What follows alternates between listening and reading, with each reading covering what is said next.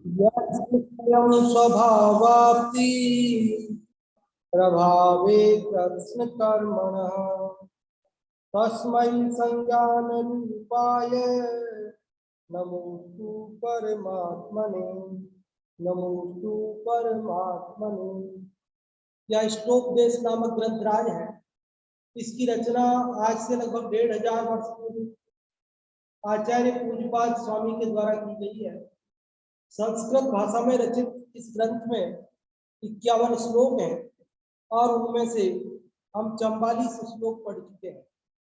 आज हम 45वां श्लोक पढ़ेंगे।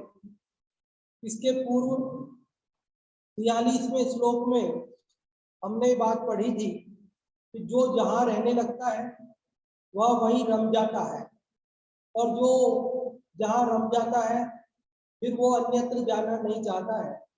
उसी प्रकार योगी भी अपने आत्मा में रहते हैं, वहीं रम जाते हैं और फिर वहां से अन्यत्र जाना नहीं चाहते।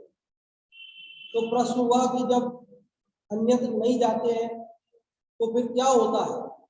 तो उन्होंने कहा कि जब अन्यत्र नहीं जाते हैं तो अन्यत्र के विशेषों को भी नहीं जानते हैं, उनके भेदों के विकल्पों में नहीं पड़ते हैं, अर्थात राग द्वेष नहीं करते हैं। और राग द्वेष नहीं करते हैं तो कर्म से नहीं बंधते हैं, मुक्त हो जाते हैं। ये बात कल अपन ने 44वें श्लोक में पढ़ी।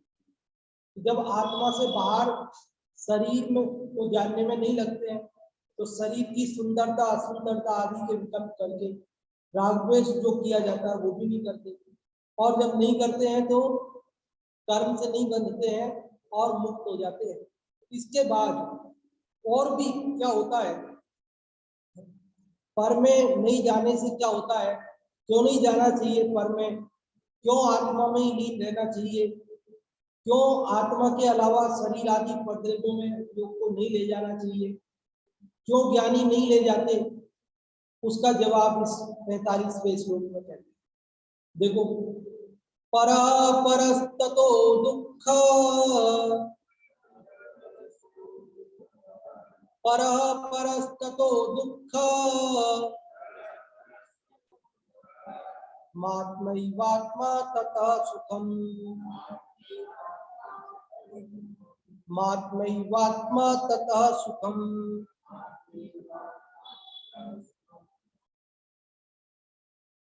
अतएव महात्मानः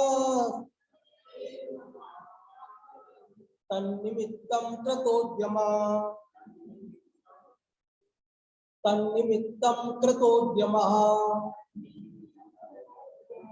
साथ में पढ़ते हैं पूरा। परः परस्ततो दुःख मात्मैवात्मा ततः सुखम् अतएव महात्मानः तन्निमित्तं कृतोद्यमः। पर तो पर है दुखद है आत्मा सुखमय आप योगी करते हैं अतः निज उपलब्धि अमा। क्या कहते हैं आचार्य पूज्यपाद स्वामी इस ग्रंथ में, इस श्लोक के अंदर? इस श्लोक के अंदर पूज्यपाद स्वामी कह रहे हैं परह परह, परस्तत्व है ना, परस्तत्व, इसका संधि विच्छेद करेंगे तो क्या बनेगा? परह, पर के साथ विसर्ग, और ततो ततः विसर्ग का ही वो हुआ है, वो भी परह परस्तत्व। तो तत्व का अर्थ बाद में करेंगे, केवल इतना देखो पहले। परह परह, परह परह मतलब क्या कि पर है। पहले परह का क्या अर्थ? पर मतलब परद्रव्य, शरीर आदि। परह मतलब पराये हैं, पराये तो पराये हैं। क्या कह रहे हैं? पर तो पर ही है भैया। आत्मा को छोड़कर पर में क्यों नहीं जाते? तो उसका उत्तर दिया, क्या जवाब दे? परह परह, अरे पराया तो पराया है। हाँ, लोग पराया तो ततो दुखम, अब आगे ततो दुखम, ततो मतलब उससे, किससे, पर से, दुखम दुख होता है, समझ में आई बात। आचार्य देव ये बता रहे हैं कि आत्मा में जाने के बाद ज्ञानी बाहर क्यों नहीं आना चाहते, इसलिए नहीं आना चाहते, पर तो पर है, और ततो दुखम, उस पर से तो दुखी ही है। तो बोले वहां अंदर क्या मिलता है उनको लोगों को लगता है, लोगों को ऐसा लगता है वहां काय का सुख है, तो बोले तुम जा रहे तो वहां काय का सुख है, ऐसा भी तो लोग पूछ लेते हैं। बाहर गर्मी है, घर में कौन सी हमें शांति है, घर में भी तकलीफ है, हमें बाहर दुकान पे शांति नहीं है, घर में भी शांति नहीं है, ऑफिस में शांति नहीं है, घर में भी शांति नहीं है। तो जब ठीक है बाहर बाहर है, बाहर में दुख है, तो बोले अंदर क्या है, जो अब जो नहीं जानता हो तो यही पूछेगा ना, है अंदर ऐसा क्या है जो बाहर दुख है, फिर संसार है भैया तो दुखी होता है, उसको लग रहा है अंदर भी दुखी होगा। तो कह रहे आत्मई वात्मा, आत्मा ही, आत्मा आत्मा ही है, आत्मा आत्मा एव आत्मा ही आत्मा, आत्मा ही आत्मा है, मतलब अपना है, आत्मा ही अपना है, पर तो पराया है और आत्मा अपना है। बोले अपना है तो क्या करें, अपने पराये के भेद करने से क्या, तो उन्होंने कहा ततः सुखम, ततः मतलब उससे, ततो ततो है ना, विसर्ग का ही वो बना है, ततः मतलब उससे, ततो मतलब उससे, सुखम, सुखम मतलब उसमें सुख है, उससे सुख है, किसमें सुख है, आत्मा में सुख है।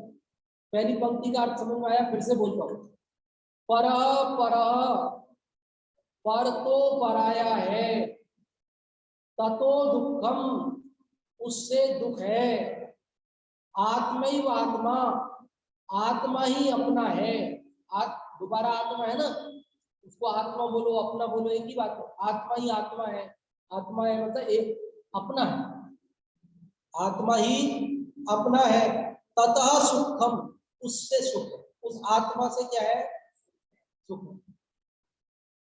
अब क्लियर हो गई स्थिति, पर है और उससे दुख है,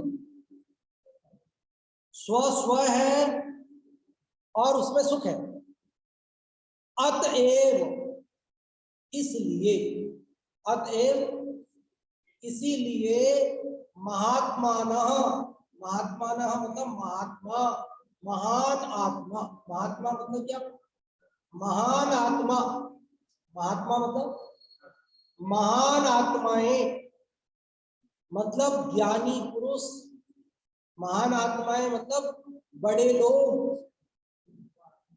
महान आत्मा मतलब ज्ञानी विद्वान मुनि, महात्मा का मतलब समझिए ना आप, महान आत्मा, तन निमित्तम कृतोद्यमा, तन निमित्तम मतलब उसके निमित्त के लिए, किसके लिए, आत्मा के लिए, कृतोद्यमा उद्यम करते हैं, किसके लिए उद्यम करने वाले होते हैं, आत्मलीनता का ही उद्यम करते हैं। क्यों आत्मलीनता का उद्यम करते हैं, क्योंकि आत्मा अपना है, उसमें सुख है, पर है उसमें दुख है, इसलिए महात्मा अपने आत्मा में रमने का ही उद्यम करते।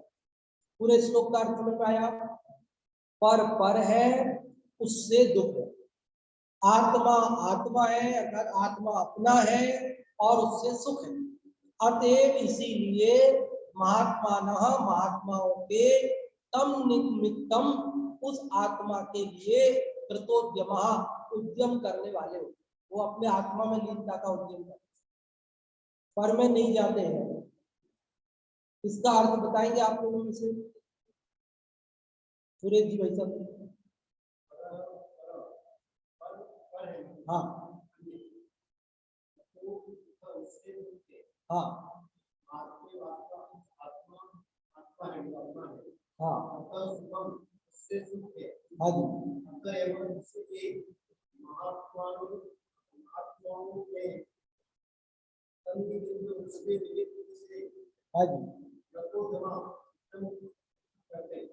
हाँ जी, बहुत अच्छा आपने बताया इसका अर्थ। अब इसका पद्यानुवाद पढ़ते थे हिंदी वाला। पर तो पर है दुखद है आत्मा सुखमय आप योगी करते हैं अतः निज उपलब्धि अमाप। कि पर तो पर है, दुखद है, आत्मा सुखमय, आत्मा सुख स्वरूप है और आप सदा अपने आप का है, स्वयं का है। योगी करते हैं अतः, योगी मुनि ध्यानी इसलिए करते हैं, क्या करते हैं? निज उपलब्धि अमाप, निज उपलब्धि अर्थात आत्मोपलब्धि, आत्मा की प्राप्ति। अमाप कोई माप तोड़कर नहीं, बल्कि अतुलित, मतलब पूर्ण उद्यम के साथ, मतलब नाप तोल के नहीं कि थोड़ी देर घंटा 2 घंटा इसमें देना है कि 4 घंटे देना है। वो तो उसमें पूरी तरह उसको प्राप्ति के लिए तल्लीन रहते हैं, लीन रहते हैं, पूरा समय उसी में जाता है। भले वे आहार के लिए भी जाएं, विहार भी करें, अन्य भी कार्य करें, शास्त्र भी लिखें, उपदेश भी दें, तो भी उस काल में भी उद्देश्य क्या है? एक ही उद्देश्य है, आत्मोपलब्धि, आत्मोपलब्धि। उसी की लीनता, उसी की लीनता, उसी की लीनता। जब उसमें लीन रहते हैं तब तो रहते हैं, और जब नहीं रहते हैं तब भी लीन रहने की भावना निरंतर बढ़ती है और तदनुरूप उसमें शीघ्र शीघ्र जाया करते हैं, जल्दी जल्दी जाया करते हैं। तो इस श्लोक का अर्थ समझ में आ गया ना सबको? महिला वर्ग में कोई बताएंगे अर्थ इसका, श्लोक का अर्थ? हाँ जी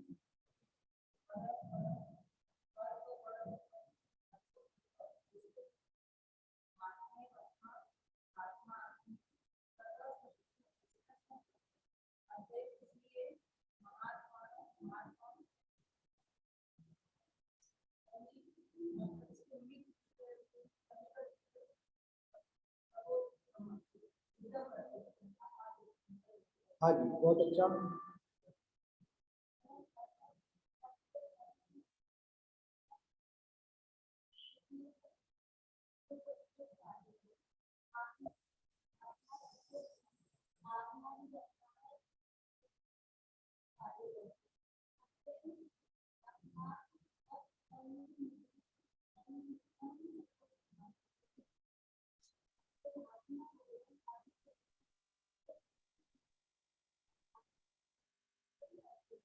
हाँ जी, बहुत अच्छा। देखिए इसका अन्वयार्थ भी मैं यहाँ से पढ़ता हूँ। पर ही है, उसमें दुख होता है, और आत्मा आत्मा ही है, उससे सुख होता है। इसलिए ही महात्माओं ने उसके निमित्त सुख के लिए उद्यम किया है, उस सुख के लिए, उस आत्मा के लिए उद्यम किया है। क्यों किया है? तो ये बात आपको और हमको स्पष्ट इस श्लोक के द्वारा एकदम हो गई है। लेकिन यहाँ एक बात ध्यान रखने की कि ये कह रहे हैं कि पर दुखदाई है। क्या कह रहे हैं? पर है ततो दुखम, पर है और उससे दुख है। तो क्या वास्तव में पर से दुख है? जैन दर्शन स्यादवादी दर्शन, यहाँ एकांत कथन नहीं होता। अभी जिस अपेक्षा से बात चल रही है उस अपेक्षा से ही समझना, सर्वथा नहीं समझना। क्योंकि पर को दुखदाई बताया जा रहा है केवल इसलिए कि आत्मा को सुखदाई बताना है उस अपेक्षा से है। लेकिन अगर दूसरी अपेक्षा से देखा जाए, उसका अपर पक्ष देखा जाए, तो पर देता है दुख या छोड़ प्रमादी बुद्धि, क्या बोलते हैं अपन, ऐसा तो बोलते हैं लाइन, पर दुख देता है क्या, पर दुख नहीं देता है कि पर से मैं राग करता हूं तो मैं दुखी होता हूं, तो दुख का कारण मेरा राग है, पर नहीं है। पर दुख का कारण है ऐसा पर के ऊपर निमित्त होने से आरोप आया। वास्तव में तो मैं अपने अज्ञान से दुखी हूं, वास्तव में तो मैं अपने विकार से दुखी हूं, वास्तव में तो मैं अपनी भूल से दुखी हूं, मैं अपनी भूल सुधार कर सुखी हो सकता हूं। पर यदि दुख का कारण हो तो इस जगत में पर तो सदा रहने वाला है, कभी भी पर का अभाव नहीं होगा, फिर जीव अनंत काल तक कभी भी सुखी नहीं हो सकता। भाई पर दुख का कारण हो सर्वथा, तो पर का अभाव हो तब मैं सुखी हूं, लेकिन तीन लोक में और तीन काल में यह संभव नहीं है कि पर का अभाव हो जाए। वो तो रहेंगे, लोक के द्रव्य लोक में रहेंगे, तो फिर मेरे दुख का अभाव कैसे होगा? पर के रहते हुए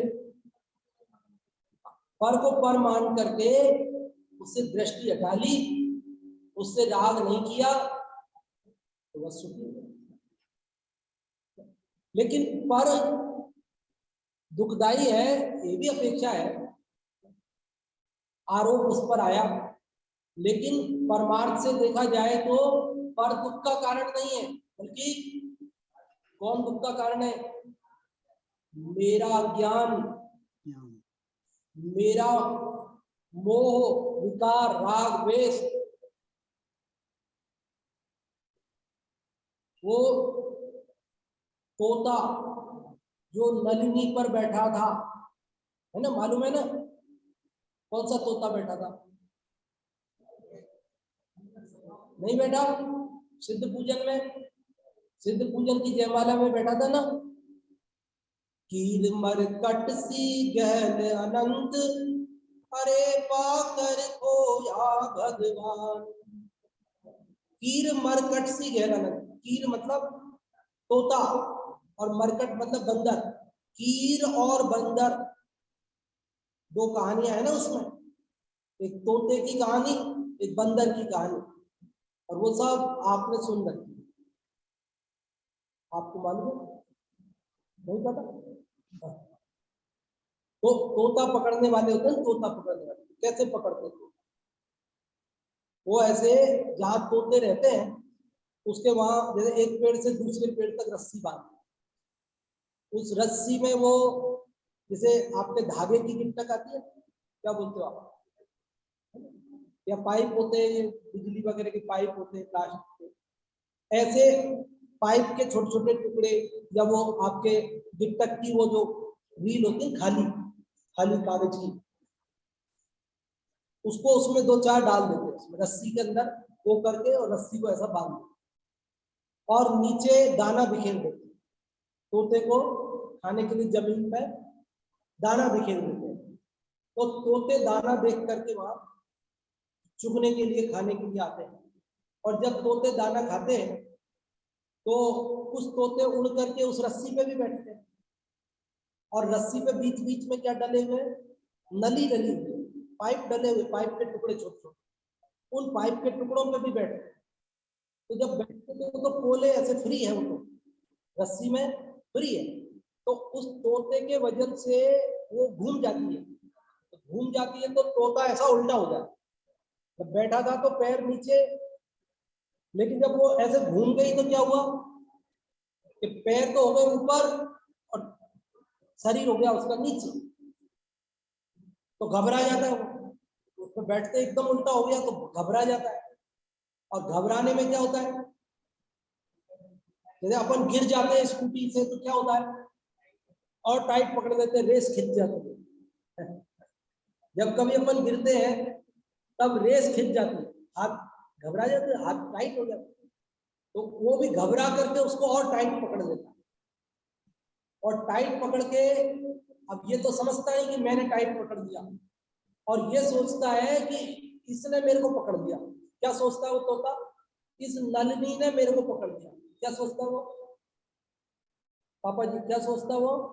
इस नलिनी ने मेरे को पकड़ लिया और उसे छोड़कर उड़ता नहीं, लटका रहता है। तो जो पकड़ने वाले हैं, तोते पकड़ने वाले, वो उसको आराम से ऐसा पकड़ लेते, तो वो तो छोड़ के जाते ही नहीं, सोचता है इसने पकड़ लिया मेरे को नलिनी ने, जबकि नलिनी ने पकड़ा क्या उसको? नलिनी ने नहीं पकड़ा। वो अगर उसको छोड़ दे नलिनी को, तो जमीन पर नहीं गिरेगा, उड़ने की ताकत है ना, वो तो उड़ जाएगा, लेकिन छोड़ता ही नहीं है, क्योंकि उसके दिमाग में क्या बैठ गया? इसने पकड़ लिया। अब इसने पकड़ लिया तो मैं क्या करूं? अब ये छोड़ेगी, जब छोड़ेगी, अब वो नलिनी छोड़ेगी नहीं और ये छूटेगा नहीं, तो ये उसने गहल है, उसको गहल होगा, अज्ञान है उसका। क्या अज्ञान है? वो सोच रहा है मुझे नलिनी ने पकड़ लिया, लेकिन वास्तव में नलिनी ने नहीं पकड़ा, बल्कि नलिनी को उसने पकड़ा है। और वो ये बात समझ जाए, नलिनी को छोड़ दे, तो अभी समझ। ऐसे ही हमने अनादि से ये समझा है कि पर ने मेरे को दुखी किया, और हम सोचते हैं पर मुझे सुखी करेगा, तभी करेगा, ये पर मेरे को छोड़ेगा तभी मैं सुखी होऊंगा। लेकिन सचमुच पर ने मेरे को दुखी किया ही नहीं है, पर तो निमित्त मात्र है। मैंने पर को अपना माना है, मैंने पर से राग किया है, इसलिए मैं दुखी हुआ हूं। और यदि मैं पर को अपना मानना छोड़ दूं तो मैं समझ में आई बात को? तोते की कहानी समझ में आई? आपने सुनी तो नहीं? अच्छा, मैं तो कई सारी बातें इसलिए नहीं सुनाता, फिर कहते तो वही बात को बार बार क्या सुना, लेकिन हर बार जब भी सुनाते तो कुछ एक दो लोगों को तो जरूर लाभ होता है।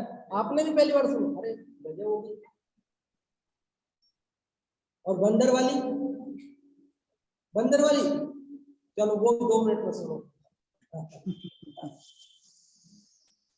कि छत पे एक मटकी में चने रखे थे, बंदर आया, उसको चने बहुत पसंद होते बंदर, उसने उसमें ऐसा मुंह सकड़ा था मटकी का, उसमें ऐसे हाथ डाला, हाथ ऐसे डालते हैं तो चला गया, अंदर उसने मुट्ठी भर ली चनों। अब मुट्ठी भर के निकालता है तो मटकी का मुंह सकड़ा था ना, तो अब निकलता नहीं, तो निकलता नहीं तो वो क्या सोचता है? इस मटकी ने मेरे को पकड़ लिया, ये जादुई मटकी है। ये बंदर पकड़ने वाले ऐसे ही करते हैं, तोते पकड़ने वाले वैसे करते हैं अभी बताया जैसे, और बंदर पकड़ने वाले ऐसे करते हैं। आप पकड़ना मत, आपको पकड़ने का तरीका नहीं पता है,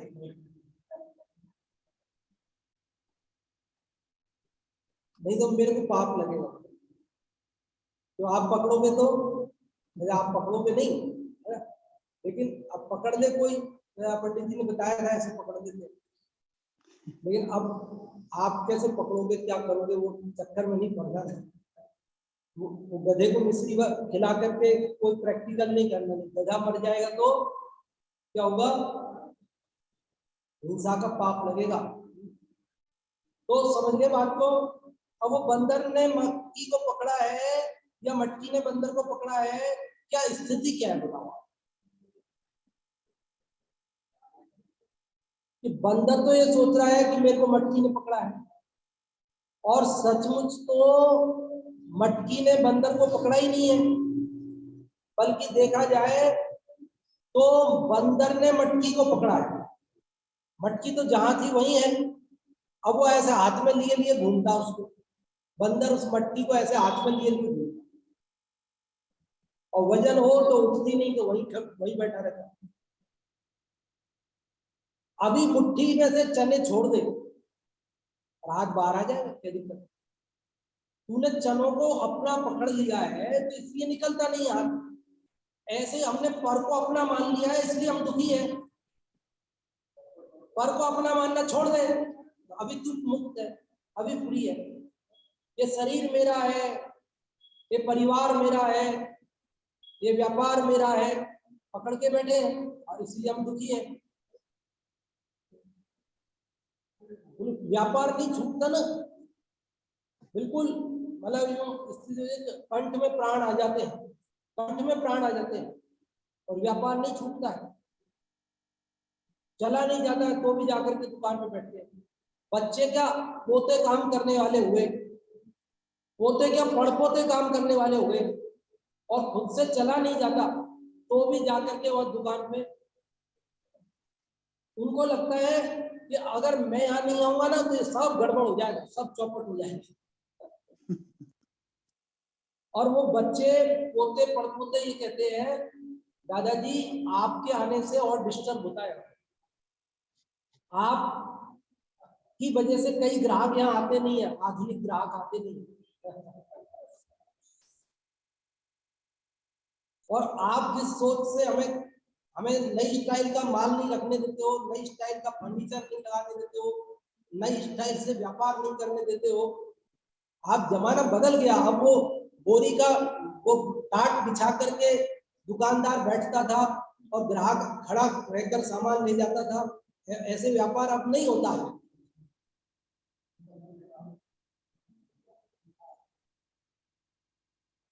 अब तो अलग स्टाइल है, अब मुझे क्या बताना है, आप सब जानते हो। तो अब वो दादाजी कहते नहीं, मेरे जीते जी तो जैसे मैंने किया वैसे ही करना है। ठीक है, आप जिद पकड़ के रहो, आपके जीते जी ऐसे ही होगा और आपके जाने के बाद तो जैसे होता है वैसे होगा, मर्जी हो तो करेंगे, मतलब आपके मरने का इंतजार करेंगे। ये स्थिति है हमारी। तो हम पर को अपना मान के बैठे हैं, पर से राग द्वेष करते हैं इसलिए दुखी है। यहाँ पर दुख का कारण है तो उसको निमित्त कारण समझना, मतलब उसको सर्वथा पर के कारण मैं दुखी हूं ऐसा नहीं समझ गए। अलग अलग अपेक्षाओं से जिनागम में अलग अलग कथन आते हैं। कभी पर को दुख का कारण कहा जाएगा, कभी कहा जाएगा पर को दुख का कारण हो ही नहीं सकता, मेरी भूल ही दुख का कारण है। तो जब जिस अपेक्षा से आ जाए उसी अपेक्षा से समझ ले। हाँ जी, पढ़ते हैं। पर परस्ततो दुख मात्मा ततः सुखम अतएव महात्मानस तन्निमित्तम कृतोद्यमः। अब इसकी टीका पढ़ते हैं, आप में से कोई पढ़ेंगे?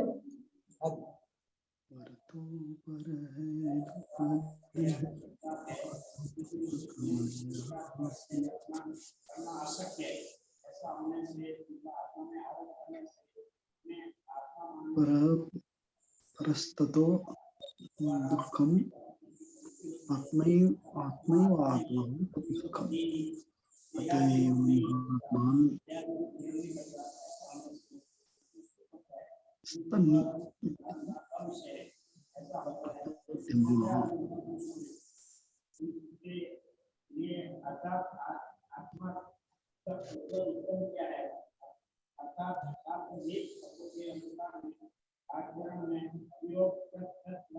हाँ, देखिए क्या लिखा है, पर अर्थात देहादिक पदार्थ पर ही है क्योंकि उन्हें किसी भी प्रकार से अपना करना अशक्य है। समझ में आई बात? पर को अपना बनाया जा सकता है क्या? हम कहते हैं शरीर मेरा है और इस शरीर के लिए रात और दिन एक करते हैं, रात को सोते भी है तो शरीर के आराम के लिए, इसलिए तो ये शरीर अपना हो गया, अपन शरीर के लिए इतना कर रहे हैं, ये शरीर अपना हो गया। पर अर्थात देहादिक पदार्थ पर ही है क्योंकि उन्हें किसी भी प्रकार से अपना करना अशक्य है। ऐसा होने से उनका आत्मा में आरोप करने से इन्हें आत्मा मानने से दुख ही होता है। समझ में आई बात? पर है, वो कभी अपना नहीं बनेगा और मैं उसे अपना मानता हूं, इसलिए मुझे दुख होता है। इसलिए दुख होता है। इष्टानिष्ट जे ते सुख दुख है, सो सब पुद्गल सागे, चेतन अपनो रूप निहारू, तब ये सब दुख भागे। ये जितने भी दुख सुख के प्रसंग जगत में बन रहे हैं, ये सब इसलिए शरीर को अपना माना है। और जब हम शरीर से भिन्न अपने को जानते हैं, आत्मा को जानते हैं, तो सारे दुख, अरे एक लंगोटी की वजह से इतना संसार खड़ा होता है ना, सारी झंझट किसकी खड़ी होती है? तो इस शरीर की वजह से सारी झंझट खड़ी होती है। इसकी वजह से सबसे नजदीक में तो शरीर है, जिसको हम अपना मान रहे हैं, पराया। पर अर्थात देहादिक पदार्थ, बहुत महत्वपूर्ण लाइन है। क्या महत्वपूर्ण लाइन है? पर ही है, क्योंकि उन्हें किसी भी प्रकार से अपना करना अशक्य है। वो क्या करें कि शरीर अपना हो जाए। ऐसा होने से मतलब कैसा होने से? कि पर अपना नहीं होने से। कैसा होने से? शरीर अपना नहीं होने से, आत्मा में आरोप करने से, और उस शरीर को अपना मानने से, आत्मा में आरोप करने से मतलब उन्हें आत्मा मानने से, उन्हें मैं हूं ऐसा मानने से, मेरा है ऐसा मानने से दुख ही होता है। जो अपना नहीं है उसे अपना मानने से क्या होता है? अरे मैंने तुमको अपना माना, मुझे क्या पता था, मेरी गलती थी, मैंने तुम पर विश्वास किया। कहा किसने था कि तुम हमें अपना मानो और तुम हम पर विश्वास करो? अरे भैया, जब तक हमारा स्वार्थ सधेगा तभी तक हम तुम्हारे साथ हैं। जिस दिन स्वार्थ सधना बंद होगा उस दिन हम तुम्हारा साथ नहीं रहेंगे।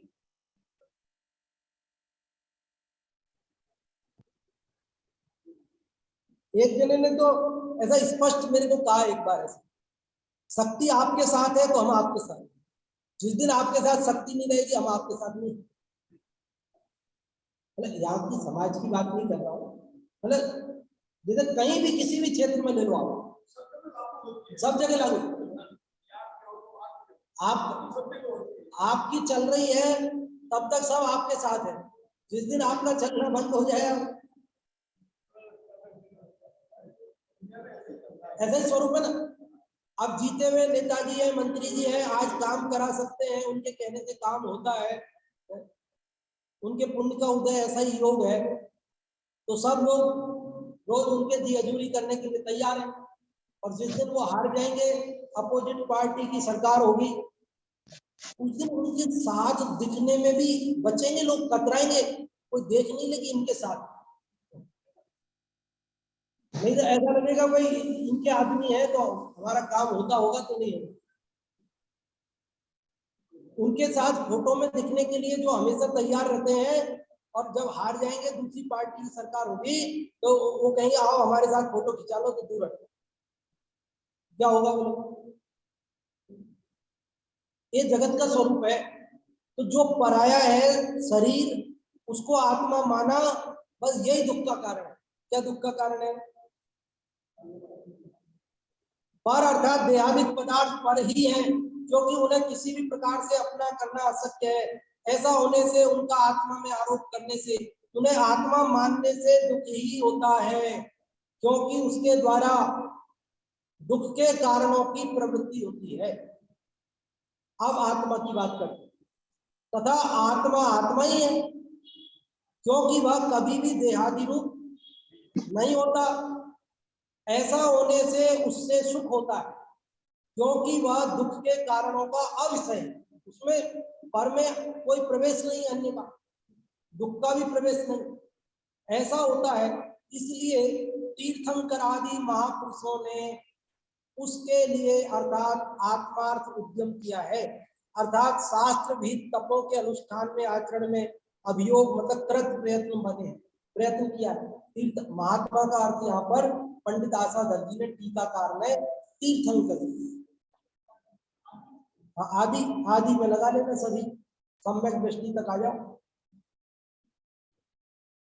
सामान्य केवली, श्रुत केवली इत्यादि सभी यथा योग्य भूमिका अनुसार करते हैं। भावार्थ, शरीर, स्त्री, पुत्र, मित्रादि।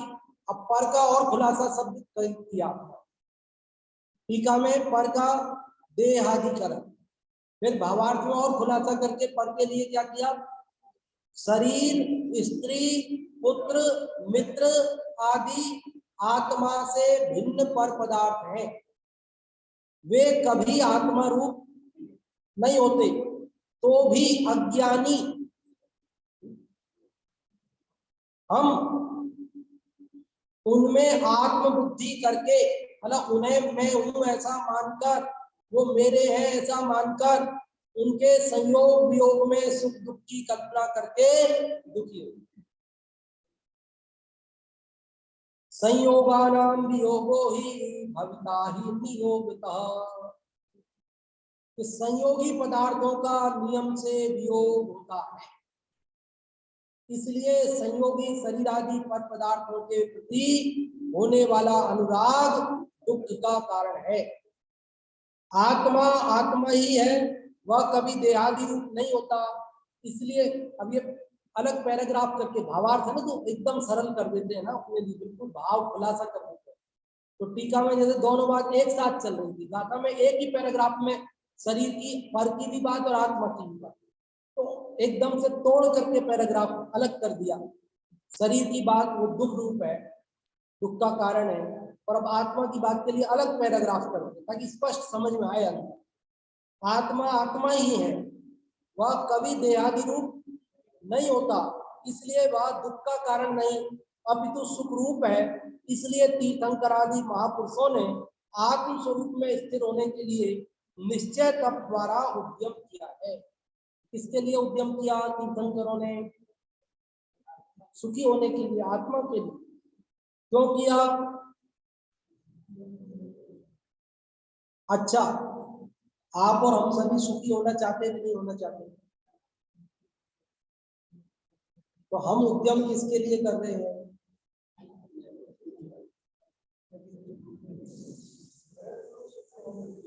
प्रयत्न तो सुखी होने के लिए कर रहे हैं।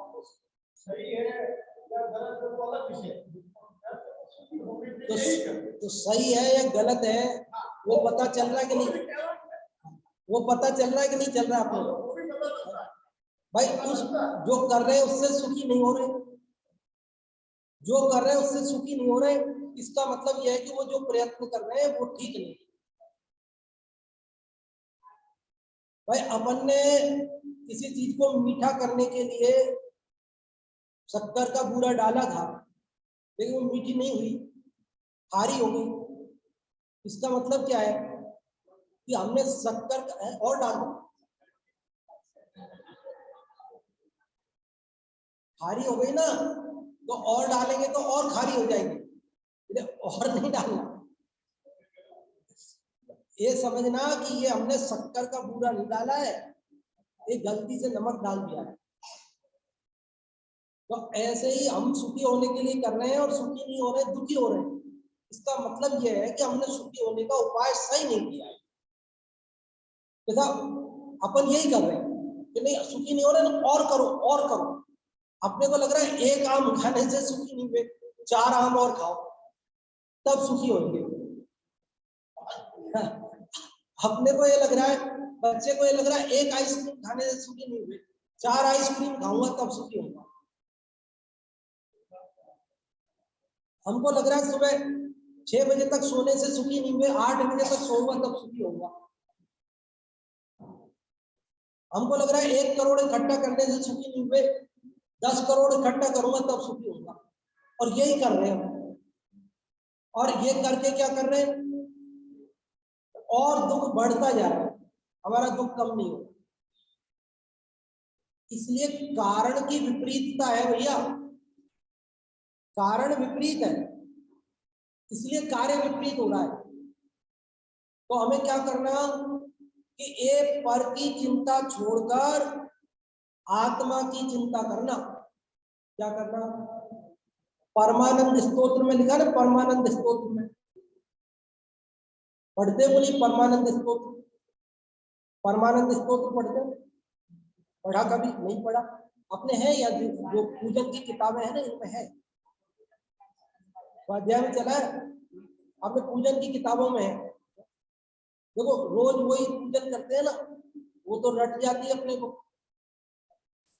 उसमें तो अपना उपयोग भाग जाता है, कब पूरी हो जाती पता नहीं चलता। आप तो 1 नंबर पेज से शुरू करो आप, और 300 पेज की है तो 300 पेज पूरे होने दो। रोज 5 पेज पढ़ने तो 5 पेज पढ़ो, 10 पढ़ने 10 पढ़ो, 2 पढ़ने 2 पढ़ो, 1 पढ़ना 1 पढ़ो, लेकिन आप तो क्रम से पढ़ो, पढ़ते रहो। पूजा ही तो करनी, करना क्या है? विदा स्तुति आ गई, स्तुति कर लो, उसमें क्या है? भक्ति आ गई, भक्ति पढ़ लो, पाठ आ गया, पाठ पढ़ लो, क्या दिक्कत है? वो भी पूजा है, कोई घबराने की बात नहीं है। मैं तो ऐसे ही पढ़ता हूँ। उसमें परमानंद स्तोत्र है, उसमें एक श्लोक आता है बहुत बढ़िया, उत्तमा स्वात्म चिंता स्यात् दे चिंता च मध्यमा, काम अधमा काम चिंता स्यात् पर चिंता धमा धमा। क्या लिखा उसमें? उत्तमा स्वात्म चिंता स्यात्। उत्तम चिंता कौन सी है? उत्तम चिंता अपने आत्मा की चिंता है, और पर चिंता धमा धमा। पर चिंता धमा धमा मतलब पर की चिंता अधम से भी अधम है, निकृष्ट से भी निकृष्ट। उन्होंने 4 तरह की चिंताएं बताई, उत्तम, मध्यम, अधम और अधम से अधम। कितनी तरह की? कौन कौन सी? उत्तम, मध्यम, अधम और अधम से अधम। तो उनका उत्तमा स्वात्म चिंता, अपने आत्मा के बारे में सोचना, ये उत्तम सोचना। और उन्होंने शरीर की चिंता को मध्यम चिंता की। बोले शरीर हमारे तप में साधन बनता है, इसलिए अगर आपको आत्मा के बाद अगर कोई चिंता करनी है तो थोड़ा शरीर का ध्यान रख लो, और क्या। लेकिन अधम चिंता कौन सी है? काम चिंता। काम चिंता मतलब 5 इंद्रिय के विषयों की चिंता, भोगों की चिंता। और अधम से अधम, बुरी से बुरी कौन सी है? तो कहते पर चिंता। पर चिंता मतलब क्या? ये जो हम कर रहे हैं ना, आपको समझा रहे हैं, ये अधम से अधम। हाँ, ये आपको जो समझा रहे हैं ना हम, ये अधम से अधम चिंता है।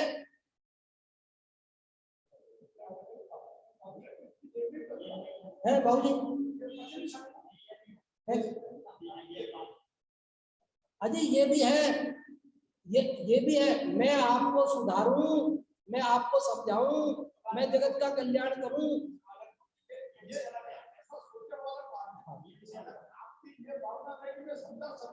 हाँ, समझा सकता हूं ऐसा मानूं तो मिथ्यात्व है।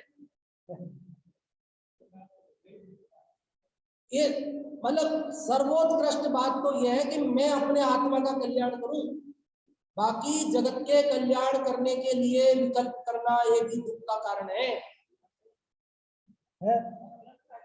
अपेक्षाओं से बात है, मतलब सर्वथा नहीं समझना। जब जिस अपेक्षा से बात होगी, अभी अब समय तो पूरा।